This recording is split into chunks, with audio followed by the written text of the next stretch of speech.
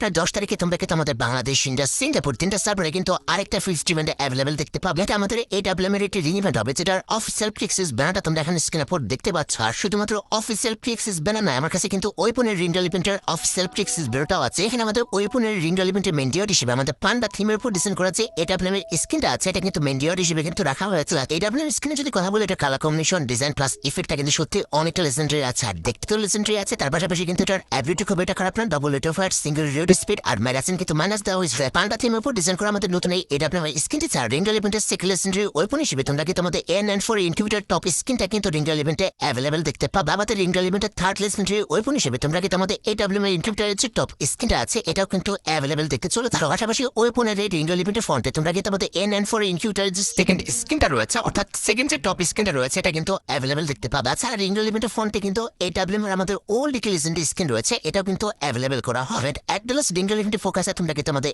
N94 এই যে legendary স্ক্রিনে দেখতে পারতেছো, যেটা একসময় আমাদের ওয়েপন রলে দেওয়া হয়েছে, এটাও কিন্তু আমাদের ওয়েপনের রিঙ্গেল ইভেন্টে তোমরা কিন্তু অ্যাভেলেবল দেখতে পেয়েছো। এখন তোমরা দেখো তোমাদের অ্যাকাউন্টে যদি AWM কিংবা N94 ভালো কোনো স্কিন না থাকে, তাকে আরেকগুলো যদি বের করার ইচ্ছা থাকে, তাহলে আগের থেকে তোমরা ডায়মন্ড গুছা রাখতে পারো।